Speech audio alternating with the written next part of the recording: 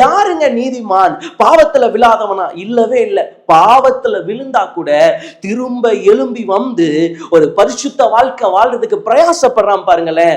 மறுபடியும் ஒரு பரிசுத்த வாழ்க்கைக்குள்ள கடந்து போறான். அவன் ஒரு பாவத்துல விழுந்துட்டான், ஆனா ஒரு உணர்வு அடைகிறான், எழும்பி வந்து மறுபடியும் ஒரு உண்மையுள்ள வாழ்க்கைய, பரிசுத்தமுள்ள வாழ்க்கைய வாழ கடந்து வரான் பாருங்களேன்.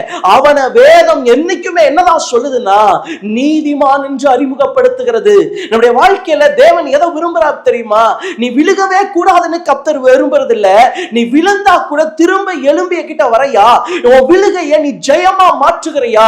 ஆண்டவர் என்ன பண்றார்னா மரணத்தை ஜெயமாக விழும்புகிறார்.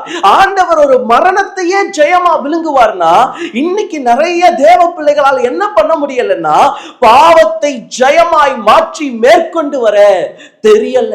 இன்னைக்கு ஆண்டவர் சொல்றாரு, அப்பா நீ நீதிமான் தான்ப்பா, ஆனா இந்த நீதிமானாவே நீ தொடரணும்னா இந்த பாவத்தை நீ மேற்கொள்ளணும், நீ எழும்பி வரணும், நீ அதை கடந்து வரணும்.